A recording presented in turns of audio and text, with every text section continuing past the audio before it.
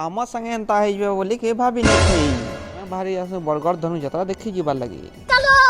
आमर गाँव गेट तो सब पकईसी इथिर लेट अच्छी पूरे ठीक है जल्दी बरगढ़ टा एता बोलते सुन जे घा घा नहीं पहुँचुसी रे बरगढ़ पहुँची गला देखी देसु कि केते लोक देख हो देखी जाऊन जे हंस कृष्ण के देख हो लड़वार लगी रेडी हो गले न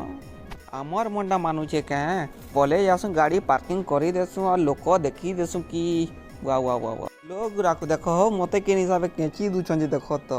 बड़ा एड़े अन्याकारी पराठी अछन जो बसवा ले केना ठिया आइछन देखो टिकट काउंटर ने केना थी बाबो तीनटा थी तो बसवा छाड़ी दो पूरा बिना बजाना मते केना जाखी जन देखो और नी दुके बोलबो भीड़ देखी करे तो ऑटोमेटिक कंज्यूमर हिवा रे हुआ आ यार काना कहउछन सुनो कौन सुनी करे पोले आसु हमें राज दरबार आड़े भाषण शुणी करी तो छेचरी पर्व रे बुआ मोहन माझी होचे आमे नहीं देखू बोली ना अच्छे ते दूरे थिलु जे काना देखबो इथि देखि पको वीडियो जदी भल लागला सब्सक्राइब टे कर दिथो बाय।